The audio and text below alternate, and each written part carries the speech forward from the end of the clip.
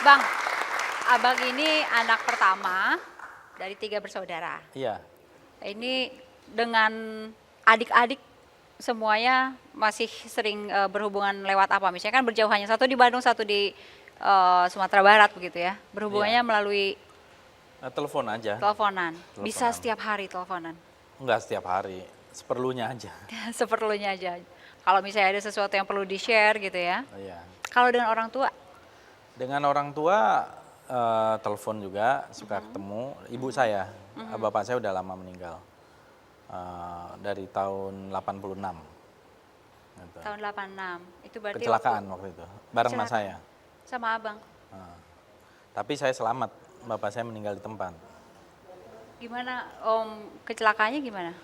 Itu kecelakaan kedua saya, setelah saya kecelakaan pertama, kecelakaan kedua saya waktu itu mau nganter saya ke Cimande berobat Boleh jalan. ada gambaran nggak itu abang sedang SD, SMP, SMA? Saya SMP kelas 2 baru mau naik kelas 3. Jadi sehari setelah ulang tahun saya lah kira gitu, bulan Ramadan, sore hari, gerimis gitu ya. Ini kecelakaan yang Yang kedua, Yang kedua. dari arah Cisarua itu kan Megamendung.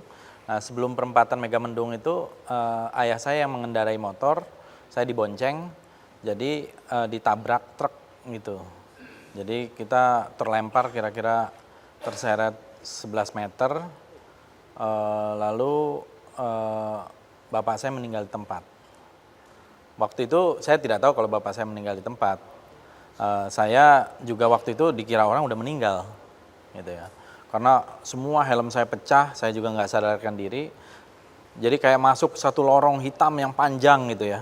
Oh, gambarannya seperti itu. Jadi kayak panjang satu lorong hitam itu, akhirnya ada titik terang. Jadi kalau ada orang bilang there is the light at the end of the tunnel, nah saya pernah merasakan itu. Jadi satu journey mungkin ya. Jadi pengalaman spiritual lah itu. Jadi saya pernah, ya saya pikir saya juga meninggal juga waktu itu gitu.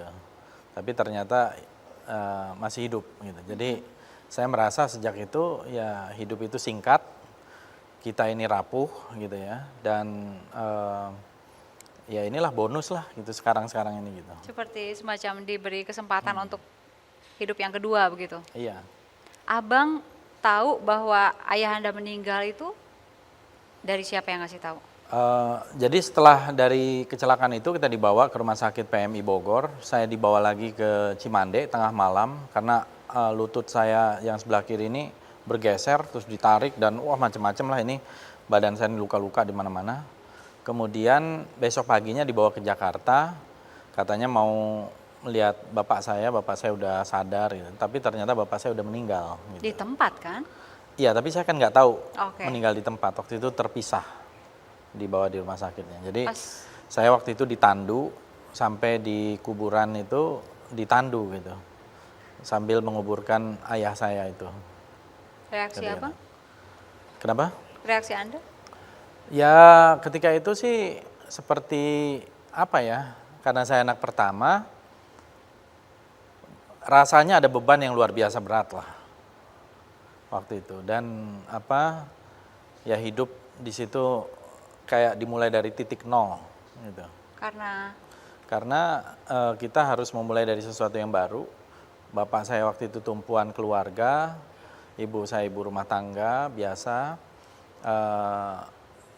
Ada 2 adik juga yang masih kecil-kecil gitu.